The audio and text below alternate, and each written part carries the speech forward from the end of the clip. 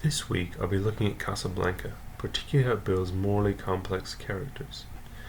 Casablanca tells the story of Rick Blaine, a cynical bar owner who gets caught up in the middle of a conflict between Victor Laszlo, a leader of the underground, and a group of Nazis wanting to capture him. Complicating matters is the fact that Laszlo's traveling companion is a woman who rejected Rick a few years earlier. There will be some definite spoilers, so if you don't want to know what happens, now would be a good time to stop watching. A good chunk of the film is devoted to the romantic aspect of the plot. What is even more intriguing is how the film develops Rick as a character and his dynamic with the Nazi prefect of police. Our first glimpse of Rick is his hand signing a note before we see his face. Early in the film he declares that he sticks his neck out for nobody. In fact, early in the film he lets a man get arrested by the Nazis, even though the man begs Rick for Rick's help. He doesn't seem to be morally a very good guy at all. In fact, he even rigs the gambling at his place to let certain people win at roulette, including the prefect of police.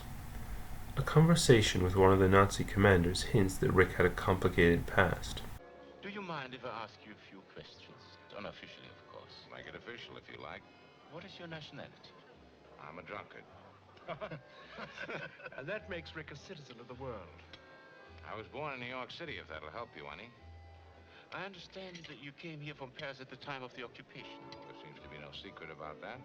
Are you one of those people who cannot imagine the Germans and their beloved Paris? It's not particularly my beloved Paris. Can you imagine us in London? When you get there, ask me. Oh, diplomatist. How about New York? Well, there are certain sections of New York, Major, that I wouldn't advise you to try to invade. Uh-huh. Who do you think will win the war? I haven't the slightest idea. Rick is completely neutral about everything, and that takes in the field of women, too. You are not always so carefully neutral. We have a complete dossier on you. Richard Blaine, American, age 37, cannot return to his country. The reason is a little vague. We also know what you did in Paris, Mr. Blaine, and also we know why you left Paris. Don't worry, we are not going to broadcast it. Oh, my eye's really brown. You will forgive my curiosity, Mr. Blaine. The point is, an enemy of the Reich has come to Casablanca, and we are checking up on anybody who can be of any help to us. The first shift occurs when Rick rigs a roulette game to allow a young couple to afford an exit visa without the woman sleeping with the prefect of police. His employees are startled and touched at this gesture. The prefect of police is also an interesting character. He and Rick seem like very good friends, in spite of the prefect working with the Nazis. The curious thing is that the prefect seems to be rather lax about his support of the Nazis, unless his superiors are around. Rick learns that Laszlo is married to his traveling companion, which means that Rick has lost his chance.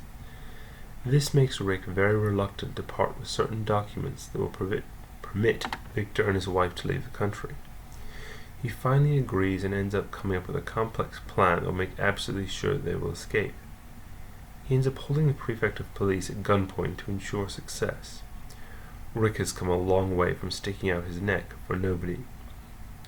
Later at the airfield, he shoots a Nazi officer with the prefect watching.